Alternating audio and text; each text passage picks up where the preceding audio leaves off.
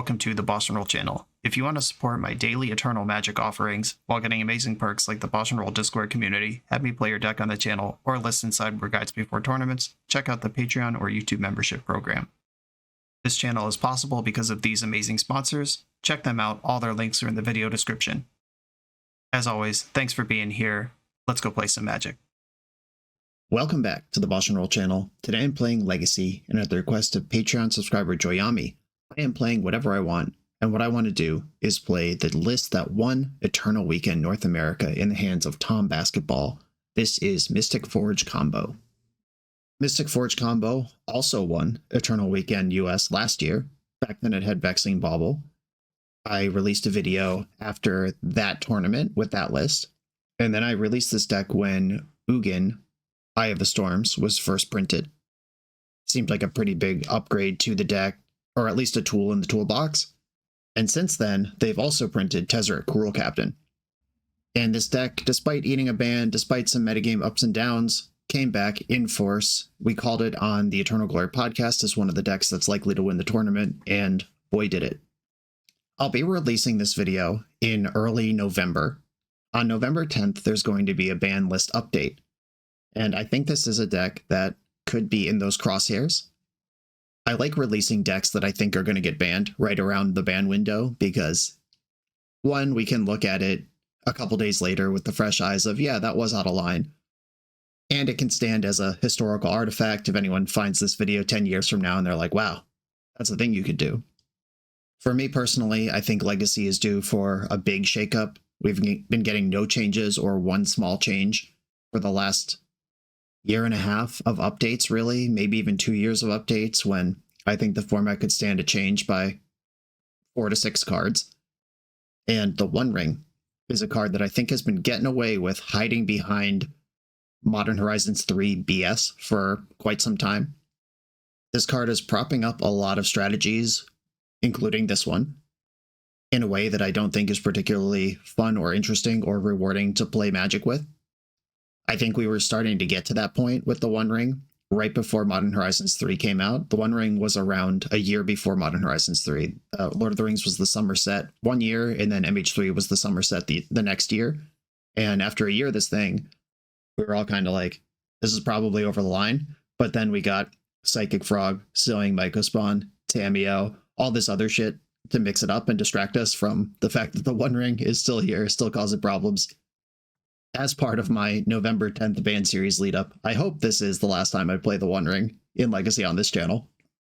As far as the deck itself goes and what it does, you're basically trying to burn your opponent out with Glaring Fleshraker. Whenever you cast a color spell, make a 0/1 spawn that you could sack for a mana whenever a colorless creature enters. This deals 1 damage to each opponent. So basically all of your cards cost 1 less mana than they say they do, because you cast a Grim Monolith for 2, you get a spawn, you deal a damage to them, that spawn's hex for 1. So basically you got a Grim Monolith for 1 and it dealt a damage.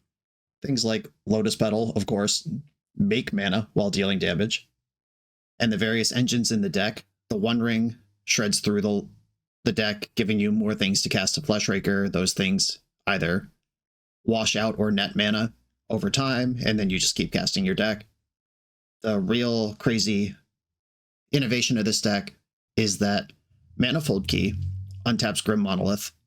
So does Tezzeret. We have these things in the deck that basically function as Dark Ritual, and then when you have enough mana, you can convert your Dark Ritual into cards from the One Ring.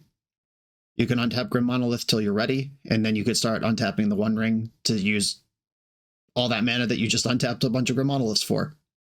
This deck building kind of makes it so Manifold Key. Imagine if Storm had a split card that was Dark Ritual and Peer into the Abyss, and whichever one was more convenient at the time that they drew it, they got to just pick. And then also it stayed in play for the rest of the game, and they could pick every turn which one they wanted it to be. Very clever deck building, bridging Grim Monolith into doing messed up stuff without Manifold Key falling by the wayside along the way. Grim Monolith is a card that has spent time banned in Legacy. This was not legal all along. It was unbanned, I think, in the early 2010s, maybe. Give new life to some old archetypes, and for a very long time it was fine. Right now, its interplay with the One Ring and ways to untap either one. Very powerful. This deck continues to stand tall, at least for a few more days. Let's play it while we can. This is Mystic Forge combo from Joyami. I'm on the draw in round 1. I am going to keep this hand. It needs my opponent to not have a counterspell, or it needs to draw another land. But this is a heavy send here. Urza's Tower plus Lotus Flood, I'll play Grim Monolith. Grim Monolith can play another Grim Monolith, which can play another Grim Monolith, which can play Tessera Cruel Captain, which is going to tap a Grim Monolith. Then we play Karn with 1, 2 mana floating. Did I count that right? All right, I'm going to keep. My opponent has 62 cards in their deck. I normally don't notice shit like that, but dialed in. Emitting Hatchery. The Lotus Petal is a little weak to a Thoughtseize here, but the Karn and the Tez both go straight downtown. If that's not what happens. If they don't take Lotus Petal. Oh wow, they just floated a black to bank the Hatchery. Bad news, opponent. Oh, and I drew the dumbass card in the deck. Here we go. This poor 62 card Pox deck.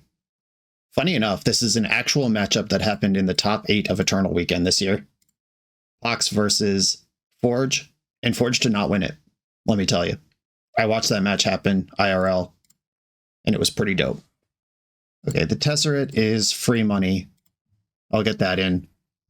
Tesseret untap, target artifact. I guess if I had played Tesseret first, it's the same in the chain, but this Tesseret would have more loyalty. So I probably already messed up, but we'll see. And I think we just go for the One Ring here. That one is so much dumber than anything else that could happen here. I would have been happy with Karn, but very happy with the One Ring. Yeah, all right. And they conceded. Cool. Pox, do I even sideboard? What I'm worried about happening in this match is getting Wasteland locked. Disruptor Flute can slow that down. But we have the sub-game here of this is a Karn deck, which means these 8 cards are also in my main deck if I'm willing to spend 4 extra mana on them at the time that I need them. Ugin, Eye of the Storms. The one of in the sideboard is pretty sweet. I've not played exactly this list before. I'm figuring this out as I go. You bring this in when you want to get grindy, when you think your opponent might not let you go nuts. It's quite good versus Null Rod effects. There is already a Pithing Needle in the main for something like Wasteland. I think I would like this Ugin in here, but otherwise don't really want a sideboard. Soulguide Lantern does interact with Life from the Loam in a way that matters. Basalt Monolith is interesting because it's clearly the worst monolith because it's the 5th one, but it is also an object you can stick with a bunch of keys or Tesserets to then start ignoring Wasteland. But it is also something that gets got by various Null Rod effects and Force of Vigor, that sort of thing, Beseiju. I think I'm actually just going to submit my deck. Who needs Ugin? My opponent just died on turn 1. Oh, now they're up to 65 cards. They're just going all the way to the roof. They boarded in more cards than they boarded out. Okay. All right, this hand is much slower. This is the type of hand that could die to a Wasteland lock. Grim Monolith really the bridge into the end game, or the mid game, which I guess is the end game in this deck. If this hand had Monolith, it would be a snap keep. I think I want to go a little harder than this. Mulligan. All right, this one does have Monolith. I'm going to keep and bottom an Ancient Tomb. I know I have to find some juice on this hand. Like, this hand doesn't really do much on its own. But I think in a matchup like this, even if I get Thoughtseized here, I'm going to have to start top decking anyway.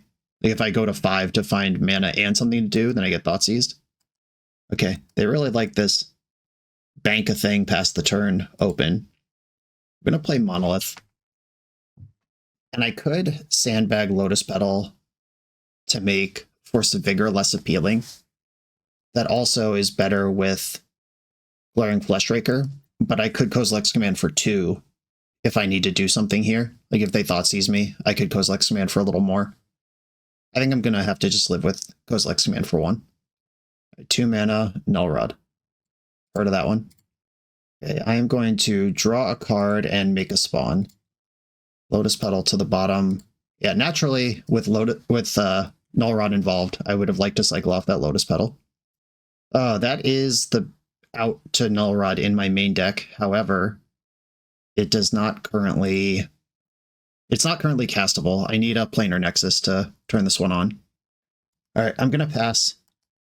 I am investing Grim Monolith because on the turn I rip white mana. I would like to go off. Lotus Petal is fine in my hand, though. Uh-oh. More mana being tapped. A Smallpox does put 3 power into play and makes the game pretty dicey. Oh, Ripples of Undeath, hell yeah. But they've got a draw engine online now. Okay, how do I want to sequence this? I kind of like Urza's Workshop. All right, I'm going to pass. Try to hide from Wasteland for as long as I can. A Ripples is going to mill them for 3, and they can pay a mana and 3 life to put one of those cards in the hand if they want it. Smallpox, Bitter Triumph, Sinkhole. Hell yeah. I'm excited about all those cards for my opponent. I mostly don't care about any of them, though. Okay, so they're tapping Eumidian Hatchery. This deals 4 damage to them. Remember that I am ultimately a burn deck with Glaring Fleshraker. That is where I'm trying to go. Smallpox might as well float a mana, though it doesn't matter. I'm going to sack Ancient Tomb because Urza's Workshop taps for the same amount of mana if I need it without hurting me. Discard a Lotus Petal. They're going to discard Eumidian Hatchery, of course. Okay, now I'm under real pressure. Vox Opal. LOL. Okay. The race is on. I am fully F6'd. Glaring Fleshraker is a pretty good draw. Karn doesn't do a lot, but I mean, Ensnaring Bridge could slow them down. I could get my hand almost empty. No, Portable Hole. In trouble. Okay, they've milled over a Wasteland here. I don't love that. And a Bloodghast. Yeah, this is not the list that did well at Eternal Weekend. They're on their own shit here, and I love it. That 65 card deck showing me what's what. Okay, it took out this Workshop. Hey, that's the card I needed. How do we get through? I think I just removed the Null Rod right now before I get my Portable Hole discarded. Unfortunately, I can't turn the corner and immediately kill them, which is what I'd like to do here. But I'm now in one good top deck mode. If I tap this Ancient Tomb, I can untap this Grim Monolith.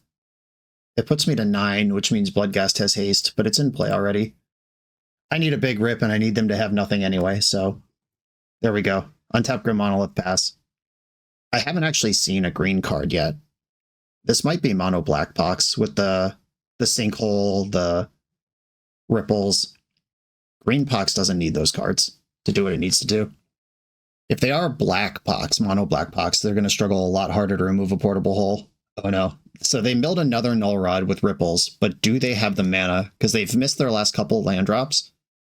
But if they drew land for turn, this Null Rod could be right back in business. If not, I'm looking for a big draw to get through it. They went down to 6 on Ripples. And they did take Null Rod back. Ah, they drew a Swamp. All right.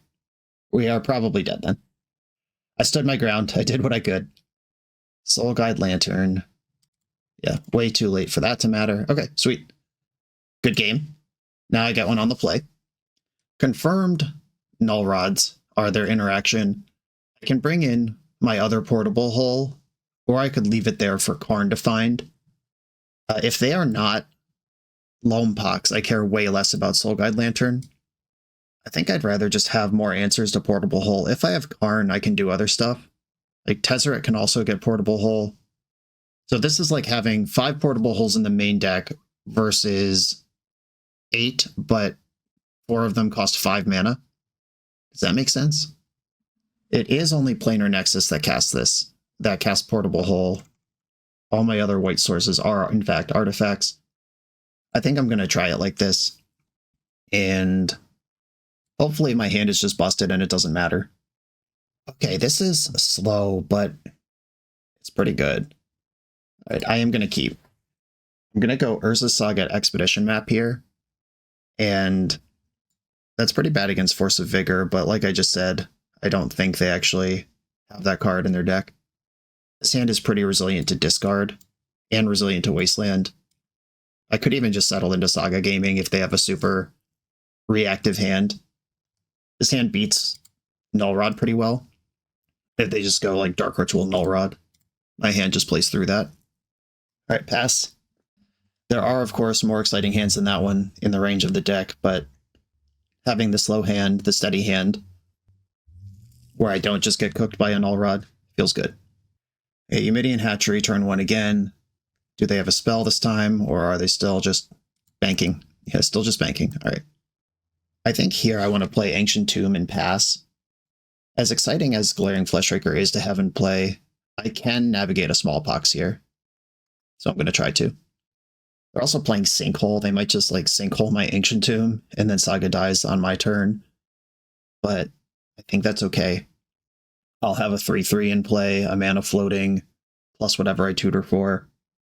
If they have Smallpox and not Sinkhole, I probably let Urza Saga die, because the Ancient Tomb gets me into the One Ring, which gets me everywhere else I need to go. If they play Null Rod here, I just hit them really hard with my constructs till they figure it out. Sinkhole, all right. That is the play I predicted, and it's at the target I predicted. Okay, let's see what this deck can do. Tezzeret Cruel Captain, that's a nice one. To get a tutor here, Candelabra is worth some mana right now, because Ancient Tomb does tap for 2. If I get Candelabra, is that better than just Mox Opal? Probably not. Mox Opal just casts the One Ring straight up right now. We can figure out Tezzeret shit next turn. All right, Opal, Ancient Tomb, the One Ring. We're in there. Draw a card. Another Karn. A Smallpox here does set me back somewhat considerable resources, but opponent has taken a big hit, and I have a One Ring active. I'd have to whiff pretty hard to not be able to do anything next turn. Disruptor Flute. All right. Naming One Ring. Do they have a Wasteland to go with this? They have to do a little more here. Like, if they can also waste me, this might be enough for a Eumidian Hatchery to stabilize next turn. If this is just their play for turn and they pass, I think they're in big trouble. Okay, the Wasteland is there. We're getting a game. Okay, I have 1 mana in play. That's enough to activate Expedition Map, if nothing else. Planner Nexus. I'm going to attack for 4 and then pass the turn. If they do something to disrupt my mana, I'll get an Ancient Tomb with Map. If they don't, I'll get a Tower. Smallpox, hell yeah. Game on. This does turn off my Mox Opal, but there's no playing around that. All right, I'll get Ancient Tomb. These 4 bugs, a real threat. The opponent goes to 7 from Pox, I go to 14. I'm not going to need 2 Karns this game. Yeah, the race is on here. I can turn Opal back on with Manifold Key, but that's not even very good right now for me. Oh, they discarded a Hogak. 1, 2, 3. I think I'm dead. They did it. I'm really proud of my opponent here.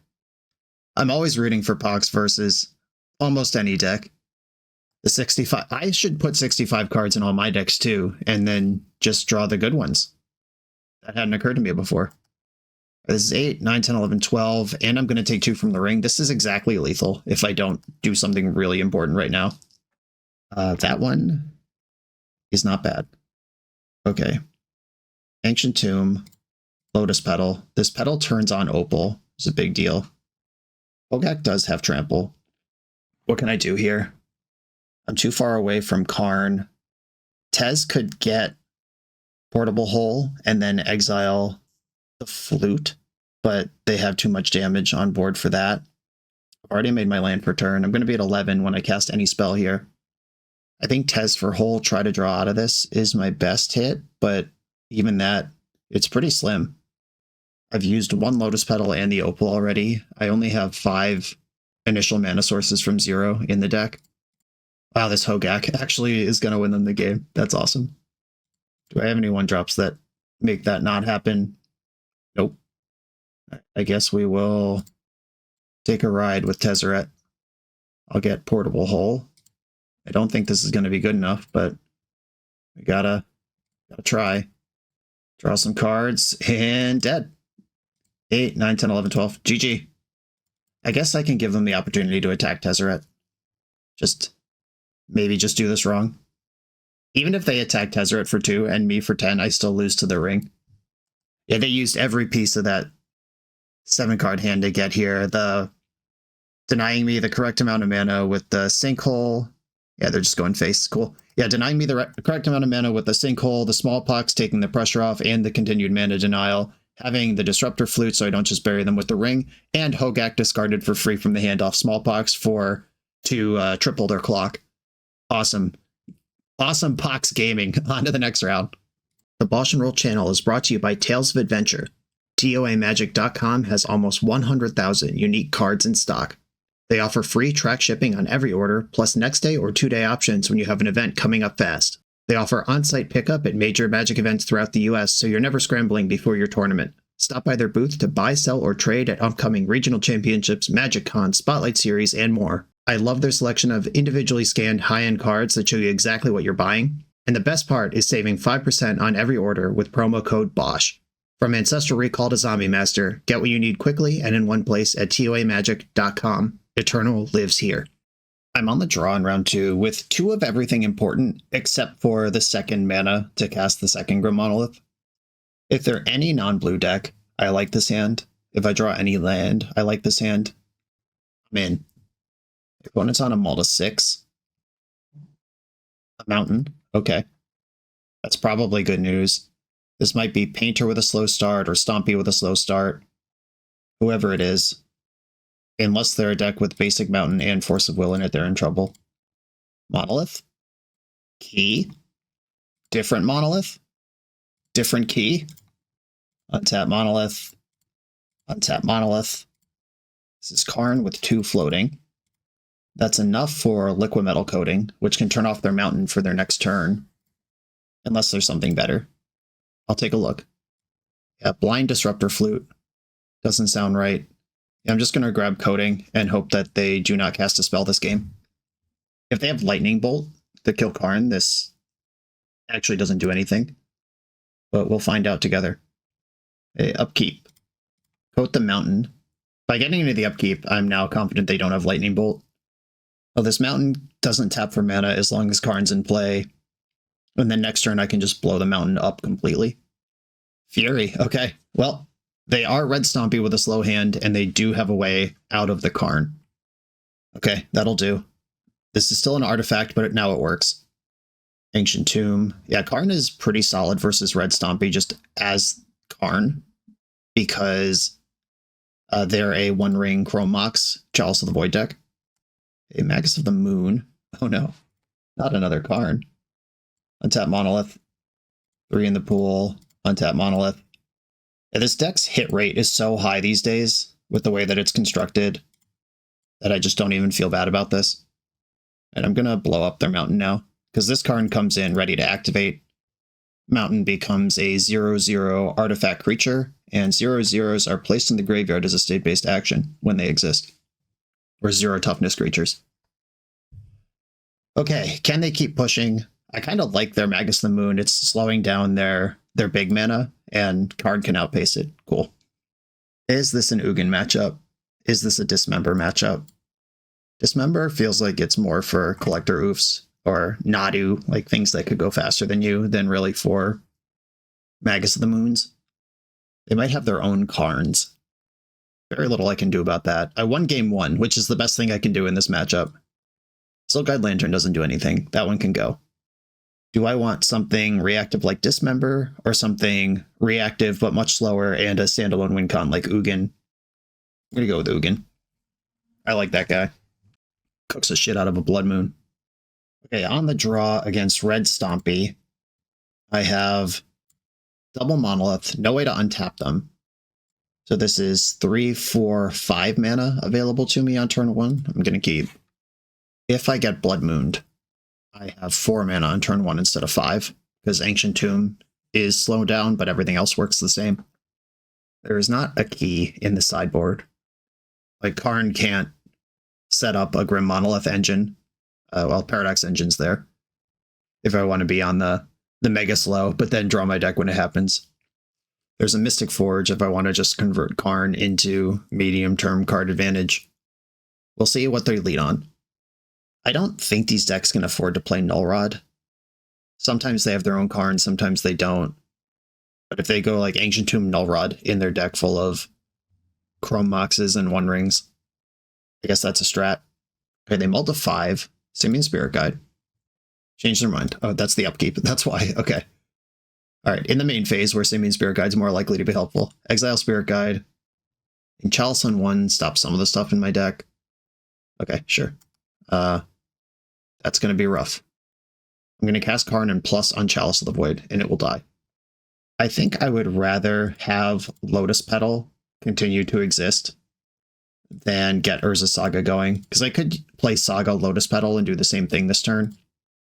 And then Saga's ticking up, where if I get Blood Mooned, like that's actually fine. All right, I'm going to hold my Lotus Petal back. That's a trigger for a Glaring Fleshraker. It's surprise colored mana if for some reason I need that. Okay, opponent mulled to 5, and Karn immediately deleted 2 of the cards from their hand for free. They pitched the Spirit Guide, and then Chalice of the Void just went straight to the graveyard. So what are the remaining 3 cards here? This is too big for Fury to kill. I shock that in and then didn't use it. What instants are in this deck? I honestly don't even know. Disruptor Flute, I guess, is the candidate. Okay, Saga, trigger, Lotus Petal, the One Ring. Let's flush out that flute if that's what you got. Okay, didn't flute me. Drawing a card, Tower, Karn. Do I want to go down into Fury range, or do I want to just plus this? I have another Karn in my hand. I am going to put... I could go slow and steady with Liquid Metal Coating. I could try to win next turn with Paradox Engine. I could grab Engine just the same next turn. That's not actually true, though. Because if they kill Karn this turn, Paradox Engine does something without it, but Liquid Metal Coating doesn't. I'm going to take Paradox Engine. I want to party. I don't even know if that's the correct play, but it's an exciting one. Turn after next, Saga poops out a key if I don't find one sooner. Okay, let's find out together why they left mana up. A Braid? Would they have a Braid? I did not really give them a target for a Braid. That would make sense as a card they represented to have and then didn't use. Okay, we're at 4. This could be a 1/2 Pyrogoyf. Sundering Eruption. All right, well, I don't have a basic land in my deck. That is just Stone Rain. Good call. Right, ring. I go to 15. Bathing Needle. Ring draws 2. Planar Nexus Urza's Tower. That's the goods for next turn. I think I am going to get the Liquid Metal Coating this time. Coating, play Tower, take my beats. Is there anything I want to Pithing Needle out of their deck? Broadside Bombardiers? Would I rather have Needle in my hand for next turn? Needle can jumpstart the Paradox Engine, so I'm gonna coat the Ancient Tomb and hold the Needle. I don't even know if it's possible to die to Broadside Bombardier from 1 card in hand at this point. Their 2 cards in hand would have to be mana plus Broadside, and then they have nothing to sacrifice, so I think this Needle has a 1-drop, just a spell to cast is where I want to be. Okay, opponent has nothing. I'm going to draw with the ring, and my intent is to cast my deck this turn. We will see if my opponent has any objections to that along the way. Hold on. I can coat them here because I'm going to be untapping stuff. Coat the Tomb. Paradox Engine. If they have the Abrade that we suspected earlier, they could destroy Paradox Engine in response to this first trigger. Or they can have nothing and concede. Okay, sweet. Bullying the Ancient Tomb Mirror. On to the next round. This video is sponsored by Moxfield.com, the easiest way to build Magic decks online. Moxfield supports over 30 formats, including Legacy and everything else you'll see on this channel. There's multiple customizations so you can interact with your deck how you want. Views such as text, grid, or stacks. And groupings like type, subtype, color, color identity, even artist. The site offers light mode, dark mode, and so much more. However you want to see your deck, Moxfield can provide it for you. Follow my Moxfield to keep up with the channel and what I'm playing in paper. I'll see you there. I'm on the play in round 3. This hand, ooh, okay. I believe in Tezzeret plus Grim Monolith. This is a horrible force check hand, though.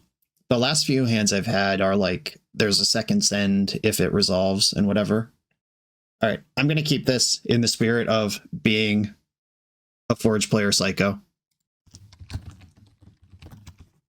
The opponent's on 6 cards. They said they're excited to pair into me. They've been a fan for a while, and we'll see if they still feel that way after I do my Mystic Forge bullshit. Okay, opponent's on 6. Please don't have Force of Will.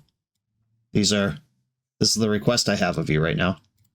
For the few more days that this deck is one that we have to play around, I do recommend countering the Grim Monolith. If you're not sure where to interact, that's a good spot. And I could leave up Kozilek's Command, or I could invest Flesh Raker. Let's rake some flesh. Okay. The things that I needed to happen that turn did happen. We will now see if my opponent can interact, like a Swords to Plowshares on my Flesh Raker. Not ideal, but if this is the mirror match and they shove Karn right now, also not ideal. Flooded Strand. It's probably good news. Ooh, hit a land. Definitely had that the whole time. Wink, wink. All right, Pithing Needle can name Flooded Strand if they don't respond. And if they do respond, I'll get to see a land and make a decision. Underground Sea. Okay. We take 1. What do I name versus Underground Sea? Wasteland? Most Underground Sea decks have Wasteland in them. I don't think I care about something like Kaito this game. I could name Polluted Delta and just try to spike their next land somehow. I think I'm going to name Wasteland, though. Alright, I will name Wasteland. And then attack for 2. I have a Kozilek's Command for 2 available, which means I can beat up a Entomb while playing around Daze. Alright, well, there it is. Here we go. Okay, Ponder. There is probably some subgame here where how many cards should I let them see? Alright, here we go. Exile target card from a graveyard, target player scries 1, draws a card. Like, am I supposed to respond to the Ponder? Am I just supposed to exile Reanimate? Or exile Atraxa in the end step? Like, what is the likelihood of them not having Force of Will when they need it? My thing resolved. Kozilek's Command continuing to be just a derangedly stupid card. Okay, I could use Tez to untap Grim Monolith, or I could use Tez to get Key, which also untaps Grim Monolith, and I have 2 untaps in the future. And this also triggers Flesh Raker. I could get Portable Hole here as well, but they clearly don't have counterplay, and I have 2 Kozilek's Commands in my hand. Alright, here we go. Attack for 2. Are they dead? This is actually an important question to answer. I can use a spawn to untap Monolith, and I have 3, 4, 5. I can command for 3, which deals 4 to my opponent. And then I have another command, which I can cast for X equals 2 after that, which deals another 3 to my opponent. Yeah, they're not dead yet. They're close, though. Tamiyo. Brainstorm.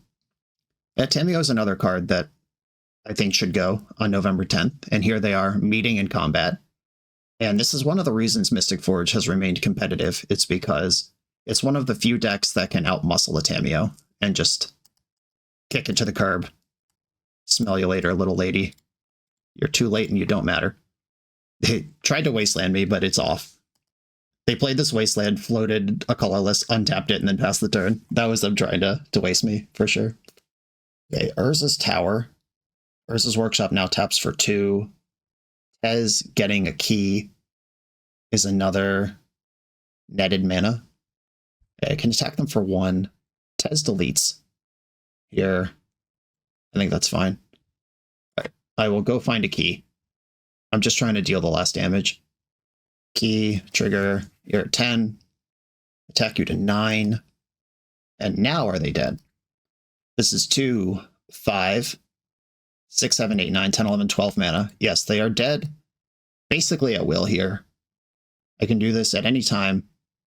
Okay, minusing Tez on Reanimate. Entomb. Okay, so now they are dead. Whether my spell resolves or not. And this is a fun little trick. I can let Reanimate resolve. They go to 1, and then in response, play Kozilek's Command. Alright, that resolves. And in response to this trigger, Kozilek's Command for 0. I could do it for more, but it doesn't matter. Rather than tapping out into this, I would prefer to be able to do it again over the top in case somehow something happened, but I don't even know what could happen there. Leyline of the Voids are in. I don't know that I need Portable Hole. Pithing Needle pretty much only names Wasteland here. I mean, you can name the backside of Tamiyo. I could see shaving a Forge and a Basalt Monolith if you're slowing down a little bit. Obviously, I'm not an expert with this deck. I've put no real effort into learning it over the last years, just played it 5 or 6 times on the channel through its various iterations. But I'm doing my best to do things that make sense. I'm sure someone out there has a Patreon guide you could find if you really want to learn this deck. Tormod Script. Do I want more in my deck? Do I want Karn to have a graveyard hate thing to grab? I think I'd rather let Karn have access to that because I have all these ley lines in. Okay, here we go. A good hand with a ley line is what I want here, and I got one. The Dimir Reanimator deck, as it's constructed, with the Tamiyos, with the Barrogoyfs, with all that, it can beat a ley line just fine, which means this is not an old school Reanimator deck. You could mull to 4-2, find a ley line, and then just win with whatever 3 cards you have left. You actually need your deck to function. Ooh, that tower is a good rip. It doesn't matter yet, though. All right, I'm going to play Key, and if they want to Daze this Candelabra, they can have it. Cool. All right, now I'm immune to discard. They can reanimate my Glaring Fleshraker, though. It's not going to trigger very much, but it does exist. And here's Tamiyo. This is why Leyline of the Void barely matters versus this deck. Like, a lot of people don't agree with my take that Tamiyo is a bannable card, or they don't think that's a problem with Reanimator. They still are talking about Entomb and Reanimate, but like, my sideboard card beats Entomb and Reanimate. That is not true of this. Like, this has just happened, and now we're on this clock that I have to navigate somehow. I'm going to play Planar Nexus, and I'll get a Grim Monolith in. I've got tons of mana, all dressed up, nowhere to go. Are you supposed to have Ugin in just to answer Tamiyo? I didn't bring in Ugin because I didn't think the matchup would be slow enough for it, but I could easily cast Ugin right now, and I think if I deal with this Tamiyo, the game is over. All right. Ponder, bunch of stuff in the Void. Pithing Needle. All right, well, that's pretty good. A lot of things to name here. And Manifold Key is probably the one that makes the most sense. Come on, deck. Big rips. Kozilek's Command. All right, well, I am going to cast this for as much as I can, -1. Untap some lands. I don't want to get dazed, but I can't beat a force anyway. Target player scries X, draws a card. Target player makes spawns. We're going 9 on both. Yep. Quick force, pitching daze, so played around it where I could. Now Tamiyo goes to 8, and I have to rip another banger. Bonder. Barrogoyf is now 3-4 if they find one of those because of my Kindred instant in the graveyard. Or is this Workshop? Okay. So now we end up in goofball mode, which is they draw half their deck, but they still have to beat Leyline of the Void, which should not be difficult. But let's see it. This was a strong 7-card hand with a Leyline of the Void versus Reanimator, and it did not matter. Didn't matter at all. And it's because of this. If this was like Ledger Shredder or Tainted Indulgence or any of the cards that people tried for a while before they figured out how good Tamiyo was after the Psychic Frog ban, this game would be a joke. All right, here comes Atraxa. Come on in. Let's party. This does put opponent to 7. They've got 20 cards in their hand. Plus Force of Negation. All right. I've seen enough. But I needed to beat 2 forces that game and could only beat 1. Okay, Ugin I think should be in. That beats Force of Will on its own, if Tamiyo is what we're talking about. Disruptor Flute. I just don't think that should be in. I did cut Pithing Needle, though, to make room for my sideboard cards, and maybe that has to be part of the package. This covers Entomb Reanimate, this covers Brainstorm Tamiyo. There's 2 2-card combos in this deck. Maybe Expedition Map comes out and the last Mystic Forge. Can we do that? It's the worst of the 4-mana payoffs. Like, maybe a Tezzeret's worse than a Forge, but Tez can get Soul Guide Lantern or Pithing Needle. Yeah, I guess if I'm on the air quotes control build, this makes some sense. And Portable Hole also gets Tamiyo. Maybe I just boarded wrong. Okay, I will keep this one. There's no Leyline, but there is a Soul Guide Lantern. Ancient Tomb. Play Soul Guide Lantern first, and then play Manifold Key. I think I just want these things in play. I don't need to Blind Needle Wasteland, because if they just go on a Turbo Tameo route, then I've wasted my out. Ponder. They did not shuffle Ponder. I could play Glaring Fleshraker into Daze. I could hold up Kozilek's Command, though I care less about that here. Daze is going to be a problem at all points. So let's just try to develop. It did have the Daze. Reanimating my Fleshraker. Okay. They have a Grey Ogre. Grim Monolith. I will play that. And I can Kozilek's Command here to dig a bunch. Do I want to do that? I'll play another key first. Untap Monolith. In on Monolith again. And I'm going to command for 4 Fellas and a Scry 4. I don't think I'm going to lose this Glaring Fleshraker. I'm not going to exile it. Okay, well, there's Ugin. The sideboard man with the sideboard plan. It will be very hard to get double black. I don't have a Planar Nexus, though this Mox Opal does do part of it. Okay, Leyline to the bottom. Mox Opal to the bottom. Ugin on top, Tower on top. I'm trying to play around a discard card, a Thoughtseize.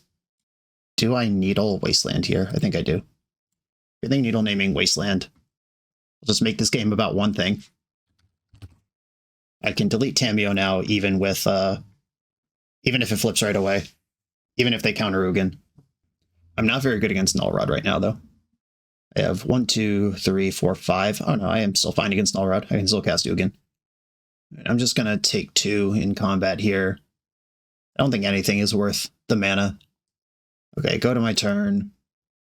Consign to Memory is quite good here. But that's always going to be good against me. Untap Monolith. 1, 2, 3. Untap. 1, 2, 3, 4, 5, 6, 7. Ugin. Nothing to exile. Just not even a single legal target. But I'm still going to try this guy. Right, we're in there. I'd like to draw a card. Yeah, alright. Drew one of my better cards. Let's go. Keep it going. Ugin resolved, so they would need something like Bitter Triumph or Sheoldred's Edict here to clear that thing. The Ugin is outpacing Glaring Fleshraker damage. Even if I never block again, Ugin gains 3 life and goes +2 loyalty every round. Petty Theft my Soul Guide Lantern. Okay. Yes. I could have popped it in response to draw a card, which also fizzles the adventure. But if they try to thread a Entomb Reanimate right now, they're going to be bummed out by this Kozilek's Command I drew.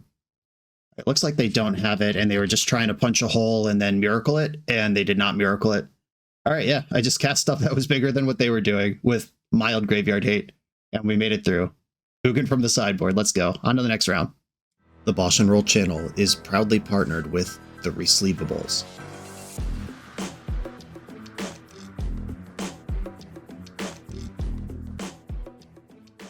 In this YouTube series, hosts Patrick Sullivan and Patrick Chapin go set by set through Magic's past, leveraging their decades of experience as Pro Tour players and game designers to analyze the good, the bad, and the ugly of Magic's history.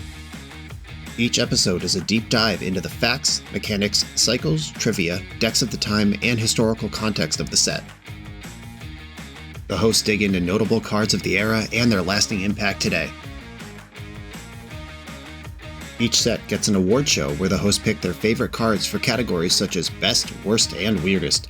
And finally, give a letter grade for the set's overall success. Whether you want a history lesson or a nostalgia hit, The Resleevables has it at youtube.com/theresleevables. I'm on the draw in round 4. A hand that doesn't actually do anything on turn 1. Soft to Wasteland, strong against Force of Will. I'll try it for science. And with decks like this, you gotta have some faith, right? It's either have some faith in the construction of the deck to deliver mana, or it's have no faith in the construction of the deck and mulligan to make sure your opening hand can do stuff because you can't rely on the deck after that point. And just as a player, I struggle to subscribe to that second school of thought, so I'm going to try to have faith in the construction of the deck. Kozilek's Command. Okay. It is worse for me if Ancient Tomb gets Wastelanded, but I can also cantrip in response if they try. Bloodstained Mire. I suspect this is Reanimator, which is also just the more likely thing for it to be until we're shown otherwise. Interesting. Okay, I could go for Fleshraker here. I could also commit Manifold Key here. I could go Fleshraker into Manifold Key, Opal, Trigger, Key, Trigger. This line gets roasted by Entomb when I do actually have Kozilek's Command, but this line sets me up for the rest of the game better. All right, I will try to push. If they're tempo, I would definitely make this play. And I can't tell yet what deck they are. Consider, oh, it's Doomsday. All right, well, then I'm glad I pushed, I guess. Force pitching, what? Force pitching Thassa's Oracle. All right, yep, Doomsday confirmed. Okay, I'm suddenly relieved. It's weird that we live in an era of Underground Sea gaming that I am actively relieved when my opponent is playing Doomsday. I might just die right now, but if they had Doomsday with Force backup, they were going to get me no matter what. Kozilek's Command can target any player. Target player scries X and draws a card. You could hit them with that at the bottom of their pile. And because they just pitched an Oracle to Force, that means there's only one Oracle left in the deck. But with 2 cards left in hand and mana still floating, I might just not get a turn. I think my best draw right now is just anything that makes mana, especially if it's more than 1. Like if I draw, or Lotus Petal doesn't help because I need 4 colorless. If I can hit them with 2 Kozilek's commands that they need 2 counterspells to beat, first of all, assuming I get a turn, and then if I get a turn, 2 Kozilek's commands, they put Consider in the pile. I could see that, so I'm probably not getting a turn. Consider is in the fastest piles that they can build. They can like dump Deep Analysis, draw Lion's Eye Diamond. Okay, Brainstorm, no mana floating currently. Lion's Eye Diamond, Edge of Autumn, sack LED in response, draw Consider, cast Consider, no cards left in the deck. Thassa's Oracle, yep, okay. All right, well, I was losing that game anyway to Force backup. But okay, we're playing into Doomsday. Disruptor Flute naming Doomsday or Thassa's Oracle are both useful. Soul Guide Lantern doesn't matter. Pithing Needle could name Edge of Autumn or Wraith. I don't have strong confidence in that, but yeah, there's almost no sideboard for this, and I don't want Disruptor Flute to cost 6 through Karn. I think if I'm getting Karn, I should be grabbing Coding and trying to mess up their mana. But yeah, this matchup is going to be all about speed. Is Portable Hole worse or better than Soul Guide Lantern? Does Doomsday have Null Rod in it? I don't actually know the answer to that question. I'm going to leave Portable Hole in just in case. Okay, here we go. This is probably a tough matchup, but it's still just a relief to see anything other than Reanimator. Okay, I'm going to keep. This has a pretty explosive second turn. I could actually push a little bit right now, even. Yeah, if I go Tower, Petal, Monolith, that could get ahead of Thoughtseize. And if they force this, I have the Nexus to just pop off next turn. Fleshraker. Doing damage to Doomsday always matters, because their combo card cuts their life total in half, and if they have cards like Street Wraith that they need to get through the pile, if they Thoughtseize me, all of that adds up. Okay, Bloodstained Mire, pass. The second Fleshraker, okay. Well, let's rake some flesh. Pushing that damage, playing around Daze. I was happy to just cast Mystic Forge that turn, but give me 2 things then. Right, fetching in response. Am I getting consigned to memory here? I am indeed. All right. Attack you for 2. We're on the Delver game. Just try to push damage underneath their potential combo. I was a disappointing consigned to memory, though. I haven't had double Fleshraker in play on the channel in a long time, and the game ends very quickly when that happens. Brainstorm, Polluted Delta, fetch for Underground Sea, Black in the Pool. Are we Dark Ritualing or Thoughtseizing? Thoughtseizing. All right, disappointing. But big rips. Come on, deck. Most spells are good here. Almost anything I could put on the stack is welcome. That qualifies. All right, Urza's Workshop. And I'm going to attack for 2. Urza's Workshop is not active. I only have 1 artifact. So I have 3, 4, 5, 6 mana right now. Dark Ritual resolves. Doomsday. Okay, this resolves. But their life total is about to become 4, and I can deal 4 at instant speed if Kozilek's command resolves. So we will see what their pile actually does. Okay, 48 cards exiled. I don't think they're going to try to pass the turn here. They're under some significant pressure. And Fleshraker can do a lot of damage out of nowhere. Island from hand, Lion's Eye Diamond. They do anything with LED, they're dead. All right, I'm passing priority on Brainstorm. Because if LED gets used, then their hand is empty, and that's my window to go nuts. Spoils of the Vault. Interesting. All right, please crack LED in response. They seem to be holding priority. What is this? Spectral Research. Restitching. Exile X target artifacts or creatures, return the cards to the battlefield under their own control. Okay. Well, alright, you're dead. Goes Lex command. I will scry X. I will make spawns. What a cool card to exist. Okay, high octane magic, and now I'm on the draw for the final round. Can't imagine anything changes here. I have the small number of things that I can actually do available to me.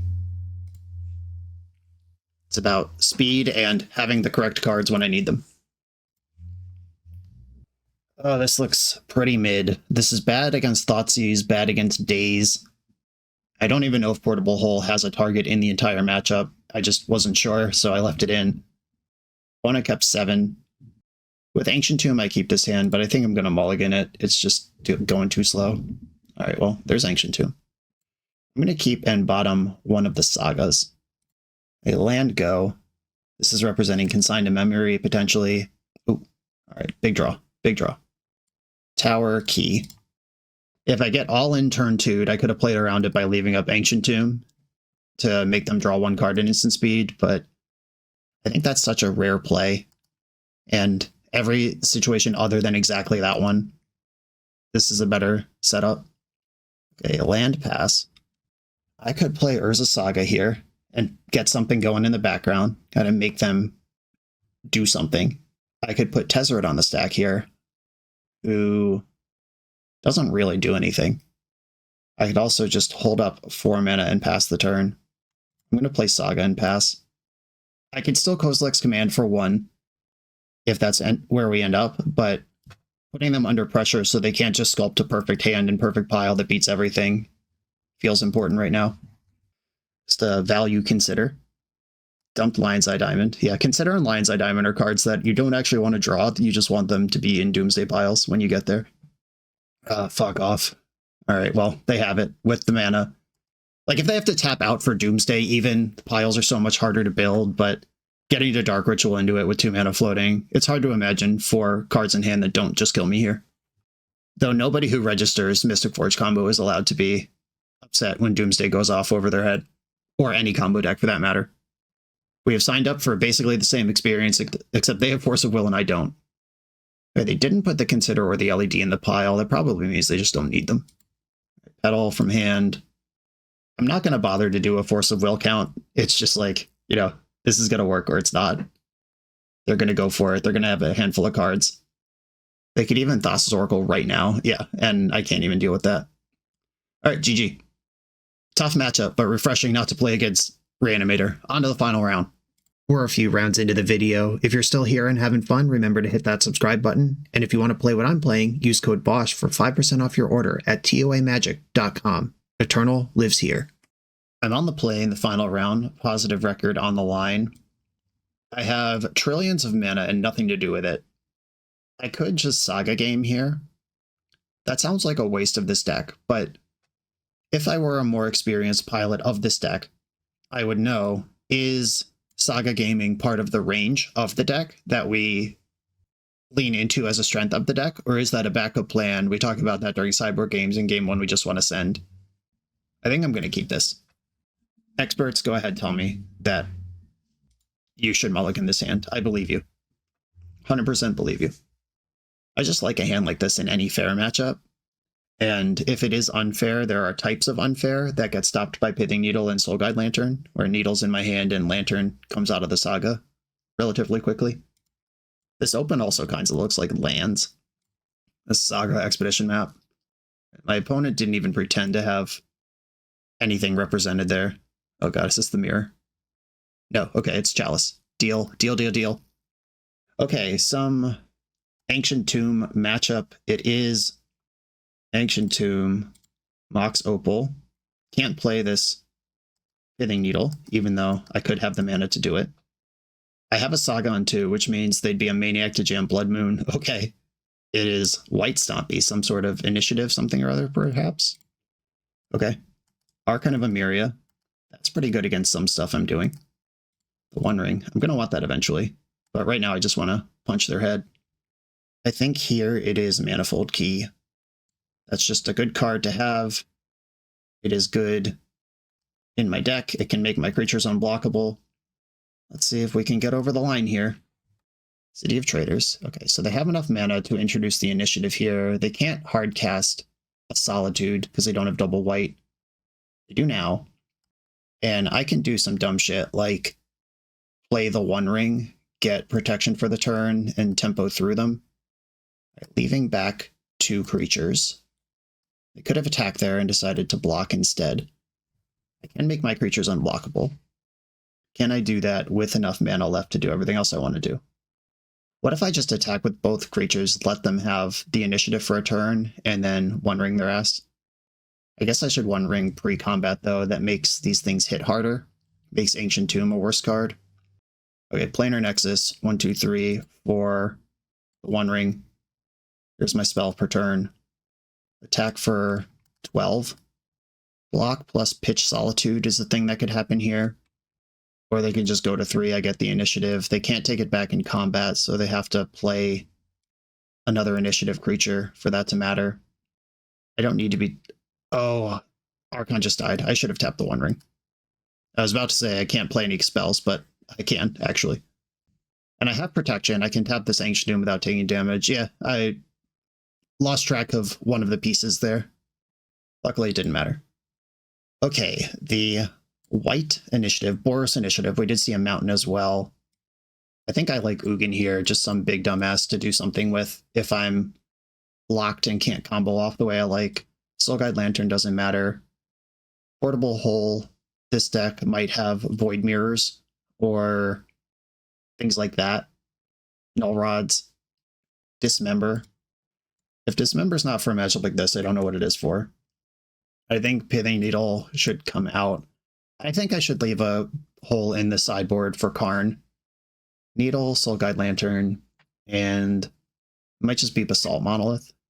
It's just this weird little buddy who I'm not even sure when I want that or how often it's going to be good. I mean, once it's in play, it's better than Grim Monolith, but getting it in play is a lot harder than Grim Monolith. Do I value Basalt Monolith over Mystic Forge, like getting off the ground versus paying out in this matchup? Maybe I do. Okay, let's try it. Okay, I have the good mana, including the one of Portable Hole and the white to cast it. On the draw, obviously, a little nervous. Planes go, hell yeah. Okay, I'm going to invest Manifold Key, and they better lock me down this turn really hard, or my hand is very good from here. Wasteland, whatever. Ancient Tomb, does that do anything? Urza's Tower, pass. Ancient Tomb. Clarion Conquer, that one's quite good. The Dismembers are in the deck. Oh my god, Kozilek's Command. You don't say. You do not say. Okay, Planar Nexus. I need one more mana before this one kicks in, so I will give myself protection for a turn and pass. And Wasteland's really good here. A second Conqueror is really good here. Seasoned Dungeoneer, not that good here. Planes in the hand. Take 0 from the ring, draw for turn. Urza's Workshop taps for 1, Ancient Tomb taps for 2, but it doesn't hurt me to do it. Yeah, I think I would pretty clearly rather just have more mana. Exile target creature with mana value X or less, and my hand is full of gas and I have a One Ring in play. I should make spawns. I'll make spawns, exile Clarion Conqueror, zap that. 4 fellas, draw a card. Tezzeret. Okay. I'm gonna draw more cards. Flesh Rakers. Alright, how do we do this? These Flesh Rakers will be extremely messed up next turn. The spawns can't block anyway, I might as well cash them in. I could Tez, untap One Ring, pass. Tez Tutor Key, pass. Well, I am playing Tez. And I guess I just untap the ring. Okay, passing the turn. There are how many Lotus Petals? There's 4 Lotus Petals and 1 Mox Opal in my deck. I would have to draw 3, hit 2 Petals, and a Grim Monolith for this turn to be worth continuing. All right, I'm going to pass. They get 5 damage here, maybe 6 if they hit their thing. I take 1, 2, 3, 4, 5 next turn. That's 10. The trap is 15, so I really gotta beat them here. Okay, they're valuing Tezzeret over my life total. I like that. March of Otherworldly Light on top of the deck. There's that second Plains. We know they have red in their deck, but they valued Plains over it, which is a little scary. Which Enchanter is going to blow up my key? Sure. Okay, end step, draw 3, and try to win this turn with double Fleshraker. I take 3, I'm at 15. Draw for turn, Lotus Petal, let's go. Ring. Another tower. All right, I'm going to roast their life here. Fleshraker, tower, Fleshraker, ping you. Now my 1-drops make mana, my 2-drops make mana, everything hurts them. They're super cooked here if they don't have at least 1 removal spell. All right, that was a ritual. This is also a ritual that deals 4 to your opponent. All right, and they're done. Cool. Good stuff. This one and the red Stompy matchup we played are indications. I don't think any Stompy deck is really a defensible choice when the Mystic Forge combo exists. You're just better at doing what they do. Okay. A positive record with a deck that I have no reps with and don't really know how to sideboard with and don't know how to mulligan with, and it's still just carved apart most of my opponents. Yeah, this deck's crazy. I think this deck, minus the One Ring, is cool and an interesting thing to exist in Legacy. My, I guess, grievance with the One Ring is in all the decks that I play, like the various Stompy decks and stuff, it's like in a game 1 situation where you don't know where you're up against, you just keep 7 cards and hope your opponent is interested in playing Magic with you. Sometimes the Stompy deck is like Chalice of the Void, and you're like, well, I don't have any 1-drops. That's okay. I can play through that. Or I have Prismatic Ending. I have Brazen Borrower. We can figure that out. Or they're like Blood Moon, and you're like, okay, I have a basic land. We can figure this out. Or they're like Broadside Bombardier, and you're like, cool, I have Fatal Push. I can figure this out. But the One Ring, if you don't have Force of Will, it's over. There is no situation where the One Ring does not massively favor the person who has it, and there is no amount of turns where it's okay that it's in play before you answer it. Like Broadside Bombardier could hit you 2 or 3 times, and then you find the answer, and if they haven't found another wave yet, maybe you're stable at like 7 or 8 life. The One Ring, if you don't answer it on the stack, you're already down a card. If you answer it the second turn, you're down 4 cards. Also, the answers to it are basically impossible. Like, this is an artifact combo deck that a Braid is barely even good against. And a Braid used to be like premium sideboard material in matchups like this one. And I'm not trying to go back to a world where, you know, Magic is like it was in 2011 or whatever. But I mean, Magic was great back then. But I'm not trying to reclaim a world that's lost. I just think that the world we're in could be more interesting without some of the most egregious cards like Tamiyo and the One Ring floating around at the top. But here it is. Eternal Weekend winning deck. Played by Tom Basketball. This list submitted by Joyami from my Patreon. Hopefully not legal in this form in a few days, and this is a relic of the past that we can look back on fondly or miserably, however you feel about it. I'm out of here. Like, comment, subscribe, check out the Patreon. I'll see you next time.